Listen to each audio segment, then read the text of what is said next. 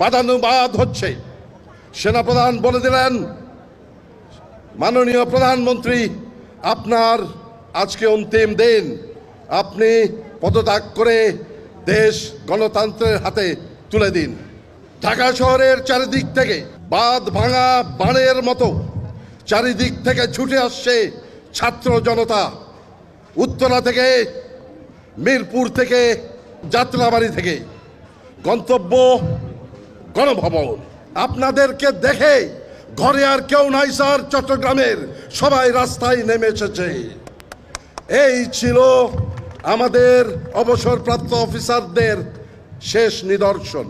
মোদিজি, অমিতজি এবং রাজনাথ সিংজি, আপনারা বাংলাদেশ সেনাবাহিনী যেটা দেখেছেন ৭২ সালের, সেই সেনাবাহিনী এখন আর নাই। আমরা এখন যুদ্ধোপযোগী এবং যে কোনো শত্রু মোকাবেলায় প্রস্তুত। আপনারা আর আস্ফালন তুলবেন না। ইস্টার্ন সেক্টর, ইস্টার্ন কমান্ড গোছানোর ভয় আমাদেরকে দেখাবেন না। শুধু আমরা সশস্ত্র বাহিনী নই, ১৭ কোটি জনতা আছে আমাদের সাথে আপনাদেরকে সীমান্তেই রুখে দিতে।